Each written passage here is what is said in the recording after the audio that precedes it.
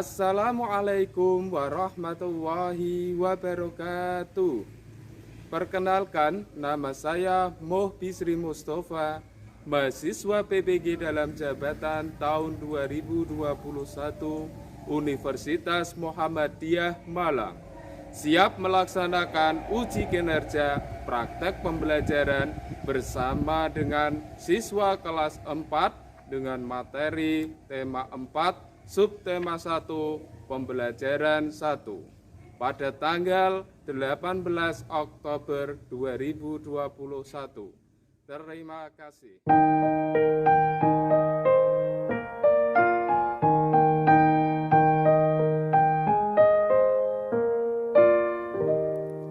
Pagiku cerahku, matahari bersinar, ku gendong tas merahku di pundak.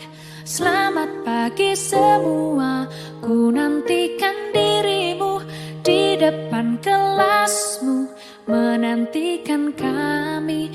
Guruku tersayang, guru tercinta, tanpamu apa jadinya aku? Warahmatullahi wabarakatuh. Waalaikumsalam warahmatullahi wabarakatuh. Halo anak-anak, gimana kabarnya hari ini? Alhamdulillah, luar biasa, tetap semangat. Yes, yes, yes. Baik, terima kasih. Hari ini kabarnya anak-anak semua dalam keadaan sehat dan bersemangat. Mari kita berdoa terlebih dahulu. Untuk berdoanya, Pak Guru pimpin. Silakan tangannya ditadahkan ke atas semua. Bismillahirrahmanirrahim.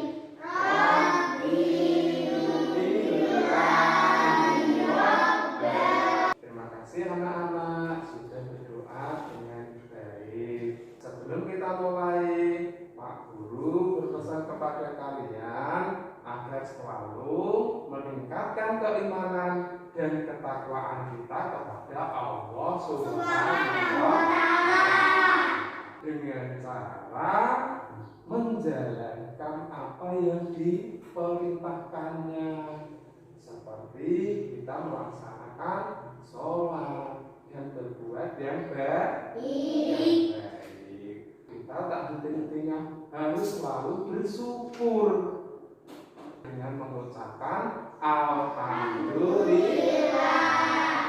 Karena apa? Pada pagi hari ini kita sudah diberikan kenikmatan yang luar biasa, yaitu kenikmatan sehat. Nah, kita dapat menghirup udara pagi hari ini. Coba anak-anak menghirup semua.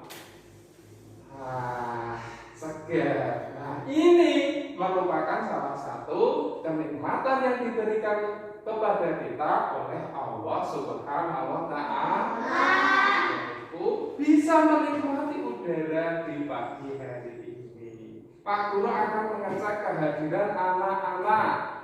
Mas Muzaki, Mas Samuel, Mbak Nabila, Mbak Mafaza, Mas Golden, Mas Dilan, Mbak Aziza, Mbak Ali Safia. Pak Guru akan mengecek kerapian anak-anak. Nah, coba anak-anak dicek kerapian seragam kalian. Apakah sudah rapi? Coba dicek semua. Nah, kemudian maskernya ditata dengan baik. Sudah rapi anak-anak? Bagus sekali kalau sudah rapi. Kemudian kebersihan kelasnya bagaimana ini? Coba dilihat lingkungan sekitarnya. Sudah bersih? Karena kebersihan merupakan bagian dari iman. Pak Guru tidak henti-hentinya berpesan kepada kalian untuk mematuhi protokol kesehatan, yaitu dengan menjaga jarak, menjauhi kerumunan, kerumunan, mencuci tangan, memakai masker, membatasi mobilitas. Untuk menambah rasa cinta kita terhadap tanah air, mari anak-anak kita menyanyikan lagu dari Sabang sampai Merauke.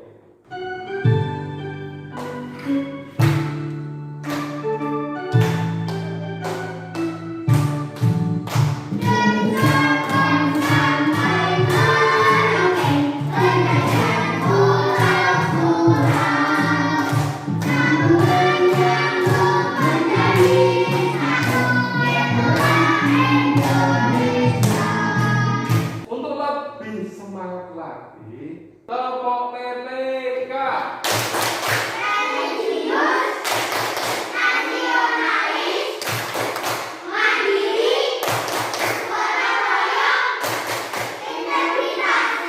Pada hari ini kita akan melakukan pembelajaran yaitu tema 4 berbagai pekerjaan. Untuk tema 1 jenis-jenis pekerjaan. Adapun tujuan pembelajaran hari ini, yang pertama Pak Guru harapkan kalian setelah mempelajari ini dapat memberi contoh sumber daya alam yang ada di lingkungannya. Selain memberikan contoh, kemudian contoh upaya keseimbangan dan pelestarian dalam menjaga sumber daya alam. Kemudian kalian dapat memberikan contoh jenis-jenis pekerjaan berdasarkan tempat lingkungannya. Setelah memberikan contoh, kalian mampu membuat laporan dari pengamatan atau pengetahuan materi yang sudah Pak Guru ajarkan mengenai pekerjaan sesuai dengan tempat lingkungannya. Anak-anak, untuk menambah semangat lagi, mari anak-anak kita menyanyikan lagu Menanam Jagung secara bersama-sama.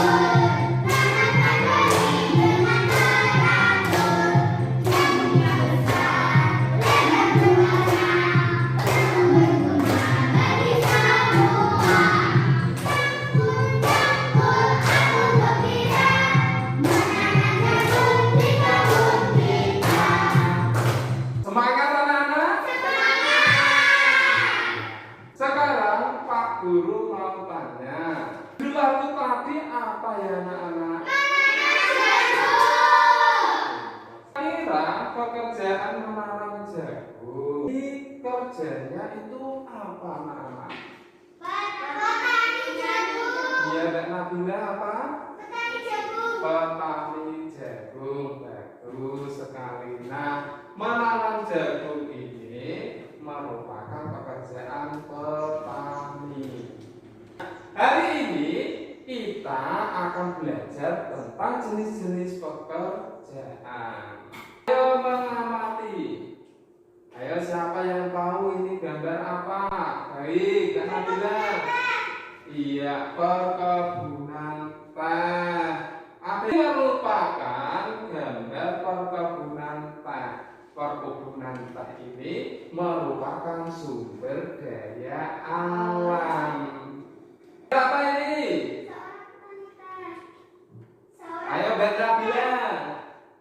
Seorang petani, seorang pemetik teh. Iya, seorang pemetik teh yang itu sedang memanfaatkan sumber daya alam teh. Seorang petani yang sedang memanen teh untuk dimanfaatkan. Nah, itu pemanfaatan sumber daya alam yaitu berupa teh. Daya alam merupakan segala sesuatu di alam dan digunakan untuk memenuhi kebutuhan manusia. Contohnya itu manusia memelihara apa anak-anak? Memelihara ayam. Ketika dipelihara, diambil telur dan dagingnya. Nah, selain itu manusia juga menanam padi sebagai bahan pokok. Itu semua merupakan sumber daya alam yang ada di lingkungan kita. Kira selain tadi ada perkebunan teh, kemudian ada apa lagi tadi anak-anak? Peternak ayam, kemudian menanam padi. Kira-kira contoh yang lainnya apa anak-anak? Kira air ini dimanfaatkan untuk apa? Coba siapa yang tahu? Mbak Nabila. Iya, untuk mandi. Selain mandi yang lain? Mas Samuel. Iya, mencuci piring. Siapa lagi? Iya, Mbak. Iya, untuk minum. Bagus sekali, luar biasa murid-muridnya Pak Guru. Jadi kita membahas tentang teh. Nah, tahukah anak-anak apa itu manfaat teh? Nah, manfaat teh ini sebagai antioksidan. Yang kedua, memperbaiki sel-sel yang rusak. Yang ketiga ini menghaluskan kulit. Yang keempat, melangsingkan tubuh. Yang kelima, mencegah kanker. Yang keenam, mencegah penyakit jantung. Yang ketujuh, mengurangi kolesterol dalam darah. Dan yang kedelapan adalah melancarkan sirkulasi darah. Nah, itu manfaat dari mengkonsumsi teh. Kalian, di mana teh itu bisa tumbuh? Ya, Mas Zaki, bagus sekali. Membaca, coba aja dibaca ini. Tempat hidup tanaman teh, coba. Tempat hidup tanaman teh. Teh merupakan minuman yang banyak dikonsumsi oleh masyarakat di berbagai belahan dunia. Di Indonesia, tanaman teh tumbuh subur di wilayah pegunungan yang berudara sejuk. Teh merupakan salah satu tanaman yang tumbuh di daerah dengan ketinggian antara 200 sampai 2000 meter di atas permukaan laut. Tanaman teh dapat tumbuh dengan baik di daerah yang suhu antara 14 derajat sampai 25 derajat Celcius yang cukup mendapat curah hujan karena tanaman teh tidak tahan terdapat kekeringan. Cuaca hujan sangat dibutuhkan untuk menjaga perakaran tanaman teh. Ya, bagus sekali. Nah, itu salah satu tempat hidup tanaman teh, yaitu di ketinggian antara 200 sampai 2000 dan suhunya antara 14 derajat sampai 25 derajat Celcius. Pohon teh juga berfungsi untuk mencegah terjadinya erosi. Tanaman teh yang ditanam berjarak 1 meter dapat menahan derasnya aliran air sehingga tanah tidak terkikis terbawa air. Jadi selain berfungsi sebagai bahan minuman, teh juga berfungsi untuk menjaga lingkungan. Nah, tadi Pak Guru sudah menjelaskan manfaat dari tanaman teh. Tapi untuk tubuh kita bagus. Dan ini juga ada manfaat dalam menjaga lingkungan, yaitu mencegah adanya erosi. Dari bacaan tersebut kita tahu kalau tanaman teh itu tumbuh di dataran tinggi. Berapa itu di dataran tingginya tadi? 200 meter sampai 2000 meter.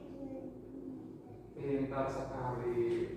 Di ketinggian 200 meter sampai 2000 meter di atas permukaan laut. baku. Contohnya di daerah Lembang, Kerinci, Wonosobo, dan Malang. Nah, fungsi tanaman teh tadi disebutkan selain untuk tubuh kita juga menjaga lingkungan. Fungsinya yaitu menjaga udara agar tetap bersih. Kemudian mencegah terjadinya erosi. Kemudian yang ketiga menjaga lingkungan. Ayo berdiskusi. Tertib dalam berdiskusi yaitu yang pertama bekerja dengan tertib. Yang kedua adalah menghargai pendapat teman. Yang ketiga bekerja sama dan saling membantu.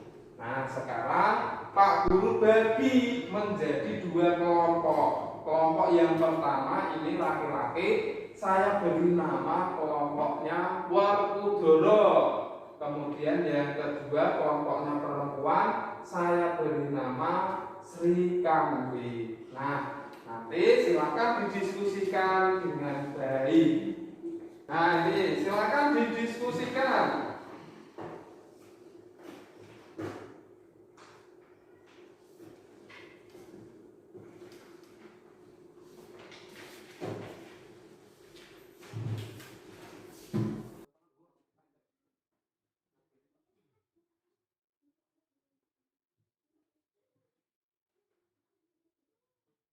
Assalamualaikum warahmatullahi wabarakatuh.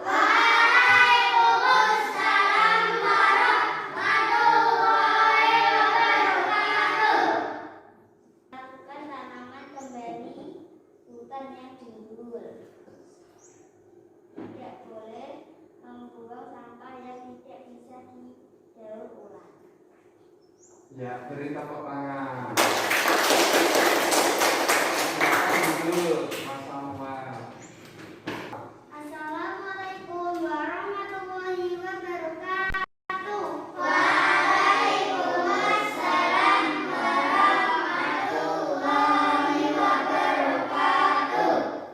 Pelestarian sumber daya alam adalah melakukan tebang pilih, melakukan reforestasi, tanam kembali hutan yang gundul, tidak membuang sampah yang tidak bisa didaur ulang. Ya, terima kasih. Beri tepuk tangan. Silakan kembali. Cara mengupayakan sumber daya alam di situ tadi dijelaskan hasil dari diskusinya kelompok Werkudara dan Sri Kandi.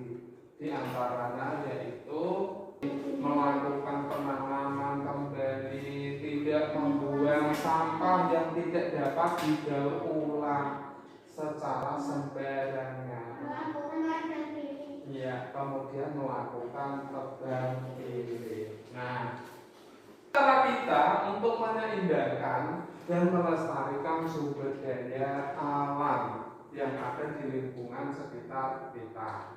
Nah, di alam ini ada beberapa. Yang pertama yaitu air bersih. Air bersih ini merupakan sumber daya alam.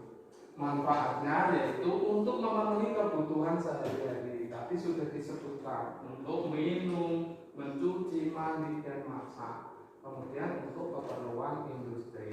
Upaya pelestariannya diantaranya mengambil dan menggunakan air yang berasal dari sumur resapan dengan sewajarnya. Sumber daya alam yang kedua yaitu hutan bakau. Hutan bakau ini berada di pantai.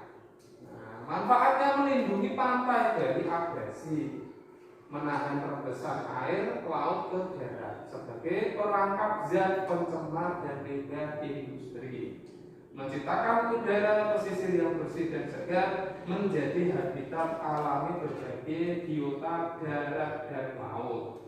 Kemudian mengurangi dampak bencana akibat gelombang laut seperti badai dan gelombang. Upayanya melakukan reboisasi hutan bakau, membersihkan hutan bakau dari sampah dan limbah, membuat undang-undang yang tegas untuk menjaga kelestarian hutan bakau. Sumber daya alam yang ketiga yaitu minyak bumi. Manfaatnya yaitu untuk bahan bakar, bahan baku industri, sumber produksi bahan solar. Upayanya dalam melestarikan minyak bumi tidak melakukan eksploitasi yang berlebihan, meningkatkan penggunaan sumber energi alternatif seperti matahari dan air. Kemudian sumber daya alam tanah untuk pertanian ini manfaatnya untuk bahan baku industri seperti bintang data yang berada. Upayanya mengolah limbah tambang dan industri dengan baik, perbaikan lingkungan setelah kegiatan pertambangan. Kelima, sumber daya alam hewan dan tumbuhan, manfaatnya sebagai sumber makanan untuk manusia, kemudian sebagai bahan baku industri, misalnya bulu domba untuk industri kain dan sebagainya. Upayanya yaitu melakukan penanaman kembali hutan yang gundul, melakukan pelestarian dengan membuat suaka marga satwa dan hutan lindung. Jadi 5 sumber daya alam ini dapat dimanfaatkan dengan baik. Tepuk boneka.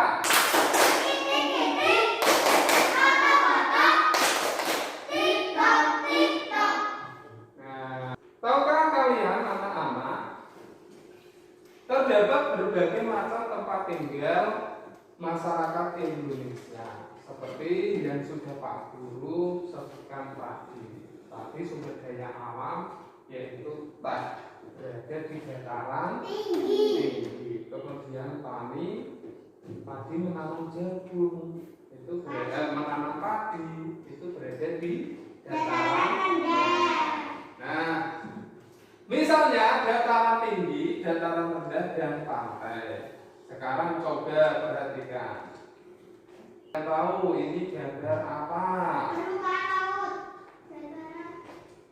Baru gambar yang ketiga ya Mas Samuel. Di sawah. Ya, ini gambar sawah ini. Ada yang tahu nggak sawah ini di daerah dataran apa? Ya, Nabila. Di dataran rendah. Bagus sekali. Kemudian gambar yang ketiga ini gambar apa? Ya, Mbak Nabila. Perkebunan teh. Bagus sekali. Perkebunan teh ini ada di daerah mana ini? Ya, Mbak Aziza. Dataran tinggi. Bagus sekali. Tadi adalah contoh dari daerah pantai, dataran rendah, dan dataran tinggi. Dataran tinggi ini tadi disebutkan oleh temanmu. Ini merupakan perkebunan teh. Teh tadi bermanfaat bagi tubuh kita. Selain bermanfaat bagi tubuh kita, teh ini juga menjaga lingkungan. Teh ini ditanam supaya tidak terjadi erosi. Seperti pengolahan teh pada saat kita konsumsi, lihat pada tayangan video yang Pak Guru tayangkan.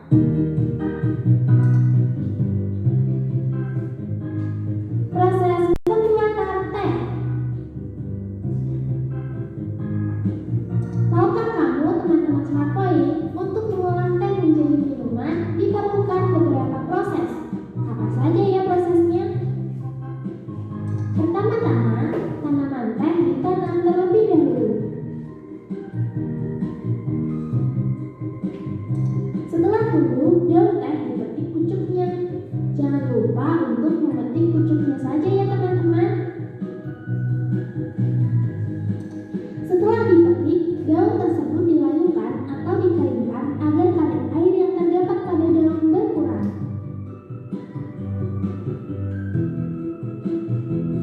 Setelah kering, daun teh siap untuk dikemas. Selamat minum teh. Video proses tentang pembuatan teh. Bagaimana anak-anak, ada yang masih ingat bagaimana proses pembuatan teh? Siapa yang tahu? Ya, Mbak Azia, Mbak Alisa, mohon maaf. Proses yang kedua, Mbak Nabila. Yang ketiga, ya Mas Samuel. Kemudian yang terakhir siapa? Iya, Mbak. Mafaza.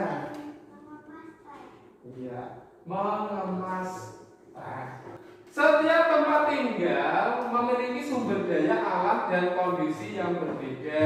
Hal ini juga mempengaruhi kegiatan ekonomi yang dilakukan oleh masyarakat setempat itu. Oleh karena itu, masyarakat tersebut memiliki jenis pekerjaan yang berbeda-beda. Kalau tadi Pak Guru menjelaskan bahwa di dataran tinggi tadi, pekerjaannya tadi kalau di perkebunan teh, orang tersebut menjadi petani teh. Kemudian ada yang sebagai buruh dalam memetik teh. Ayo diskusikan lagi. Mengamati berbagai jenis pekerjaan di lingkungan sekitar. Langkah kegiatannya yaitu tentukanlah tempat tinggalmu, termasuk dataran rendah, dataran tinggi, atau pantai. Kamu dapat melakukan pengamatan secara langsung atau bertanya kepada orang lain. Amati jenis-jenis pekerjaan yang mereka lakukan. Buatlah kesimpulan hubungan keadaan alam di daerahmu dengan jenis pekerjaan penduduk setempat. Yang kelima, buatlah laporan hasil pengamatanmu dan sajikan dalam bentuk tabel berikut. Kelompok ya.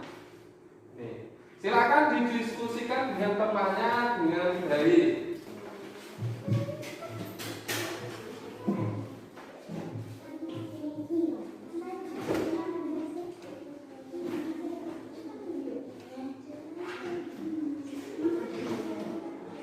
Yang mewakili siapa? Iya, yang mewakili Mbak Mafaza. Silakan, suaranya yang keras. Silakan Mbak Mafaza untuk mempresentasikan hasil diskusinya. Assalamualaikum warahmatullahi wabarakatuh. Waalaikumsalam warahmatullahi wabarakatuh. Hai teman-teman, kami akan mempresentasikan hasil diskusi kami. Dataran tinggi, petani teh, peternak sapi perah, pedagang. Cukup sekian. Wassalamualaikum warahmatullahi wabarakatuh. Waalaikumsalam warahmatullahi wabarakatuh. Assalamualaikum warahmatullahi wabarakatuh. Waalaikumsalam warahmatullahi wabarakatuh. Daerah pantai. Daerah pantai, nelayan, petani garam, dan penambang ikan. Iya, beri tepuk tangan. Terima kasih Mas Samuel. Nah, baik, terima kasih anak-anak sudah mendiskusikan dengan baik. Dari kelompok Sri Kandi dan kelompok Werkudara sudah menjalankan dengan baik. Nah, tapi disebutkan ada di dataran tinggi, ada pantai. Kurang satu ya, di dataran rendah. Nah, baik. Kesimpulan dari diskusi tadi, jenis pekerjaan di dataran tinggi tadi sudah ditemukan. Karena dataran tinggi ini memiliki suhu yang sejuk. Nah, masyarakat yang tinggal di dataran tinggi biasanya bekerja sebagai peternak, pedagang, dan pekebun tanaman perkebunan. Seperti apa contoh tanaman yang ditanam di dataran tinggi antara lain tadi teh, kemudian sayur-sayuran dan buah-buahan. Contoh daerah dataran tinggi di Indonesia yaitu di Dieng. Kemudian jenis pekerjaan di dataran rendah. Dataran rendah biasanya memiliki tanah yang subur dan landai. Oleh karena itu, dataran rendah cocok dimanfaatkan sebagai tempat bertani. Banyak masyarakat di dataran rendah bekerja sebagai petani tanaman padi, kelapa, tebu, dan lain sebagainya. Ada juga yang bekerja sebagai peternak, pedagang, dan buruh pabrik. Seperti itu. Kemudian jenis pekerjaan di pantai. Pantai merupakan bagian dari daerah yang berbatasan langsung dengan laut. Sebagian daratan di pantai ditutupi oleh pasir. Umumnya masyarakat yang tinggal di pantai bekerja sebagai nelayan, petani garam, dan penambang ikan. Selain itu, penduduk di daerah pantai juga ada yang bekerja sebagai pembuat kerajinan, yaitu gendera mata. Kemudian petani kelapa, pemandu wisata, dan pedagang. Nah, bisa dilihat pada saat kalian pergi ke pantai itu ada banyak sekali kerajinan-kerajinan yang dijual. Dari kesimpulan ketiga ini, jenis pekerjaan itu dipengaruhi oleh tempat tinggal. Silakan dikerjakan soal evaluasi. Nah, silakan dikerjakan.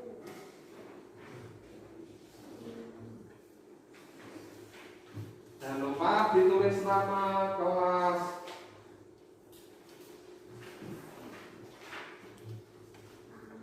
Ya, silakan langsung dikerjakan. Tidak boleh bekerja sama dengan temannya. Kalau sudah, nanti silakan dikumpulkan ke Pak Guru.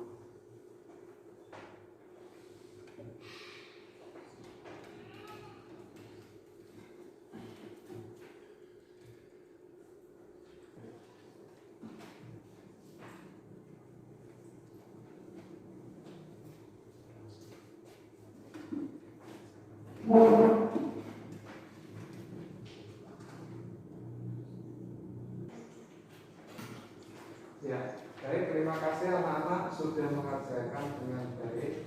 Dari hasil koreksi Pak Guru, ini ada 2 anak yang nilainya di bawah KKM. Jadi untuk itu nanti silakan Mas Muzaki dan Bilal silakan mengerjakan soal remedi. Oke.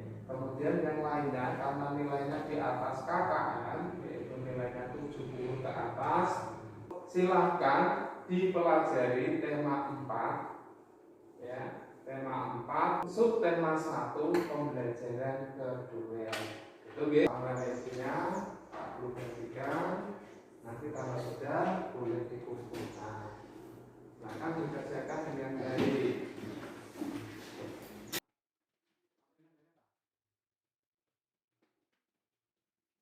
Bagaimana pembelajaran hari ini anak-anak? Apakah kalian senang? Senang. Bersemangat masih? Semangat. Coba semangat.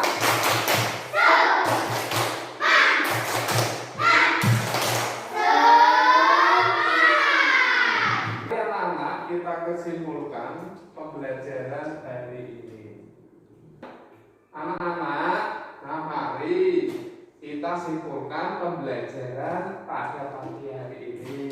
Siapa yang bisa menyimpulkan materi apa yang sudah kita pelajari? Ya, dan Nabila. Sumber daya alam yang ada di lingkungan sekitar kita. Bagus sekali. Ada yang lain siapa? Ya, Mbak Alisa. Bagus sekali, tidak menggunakan air secara berlebihan. Kesimpulan dalam pembelajaran hari ini diantaranya yaitu cara kita untuk menyeimbangkan dan melestarikan sumber daya alam yang ada di lingkungan sekitar kita. Di antaranya dengan cara ini tidak menggunakan air secara berlebihan, tidak melakukan eksploitasi yang berlebihan, melakukan reboisasi, tidak membuang sampah yang dapat didaur ulang secara sembarangan. Kemudian setiap tempat tinggal memiliki sumber daya alam dan kondisi yang berbeda-beda. Hal ini juga mempengaruhi kegiatan ekonomi atau jenis-jenis pekerjaan. Nah, pesan yang ada dalam pembelajaran hari ini, marilah kita menjaga kelestarian dan keseimbangan sumber daya alam.